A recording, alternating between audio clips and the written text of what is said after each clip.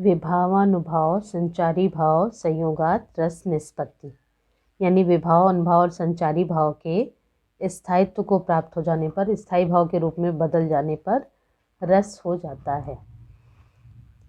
और इस रस के चौथे भेद यानी संचारी भाव, जिसे व्यभिचारी भाव भी कहते हैं, इसको 33 माना गया है। इसकी संख्या 33 है। पहला निर्वेद, दूसरा आवेग, दैन्य, भ्रम, मद, जड़ता, औग्र यानी उग्रता, मोह, विबोध, स्वप्न, अपस्मार या मूर्छा।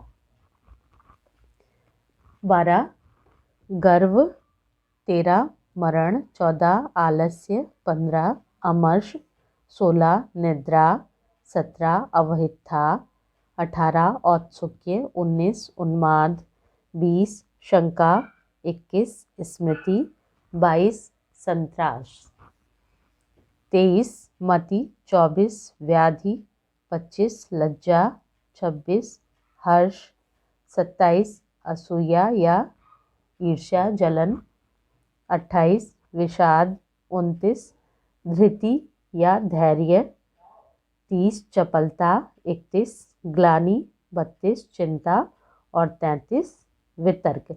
ये 33 संचारी भाव या व्यभिचारी भाव माने गए हैं। ये 33 मनोभाव स्थिर नहीं रहते, ये पानी के बुलबुले की तरह रहते हैं और बनते बिगड़ते रहते हैं।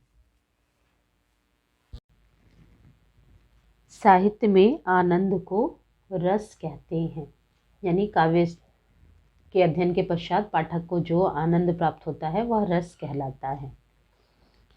हमारे मन में विभिन्न प्रकार के भाव सुषुप्तावस्था में सदैव विद्यमान रहते हैं और अनुकूल परिस्थिति के पाते ही वे भाव हृदय में जागृत हो जाते हैं और स्थायित्व को प्राप्त होने वाले भाव से वो रस में बदल जाते हैं। और ये रस मूल रूप से 9 माने गए हैं। पहला है श्रृंगार रस, जिसका स्थायी भाव है रति। दूसरा हास्य रस, जिसका स्थायी भाव हास। करुण का स्थायी भाव शोक। वीर रस का स्थायी भाव उत्साह। रौद्र रस का स्थायी भाव अमर्ष या क्रोध। भयानक रस का स्थायी भाव भय, बीभत्स, जुगुप्सा, घृणा। अद्भुत रस का स्थायी भाव है विस्मय या आश्चर्य का भाव। शांत का स्थायी भाव है निर्वेद या उदासीनता। इसके अलावा 2 अन्य रस भी माने गए हैं, वत्सल और भक्ति रस, जिसका स्थायी भाव रति ही माना गया है।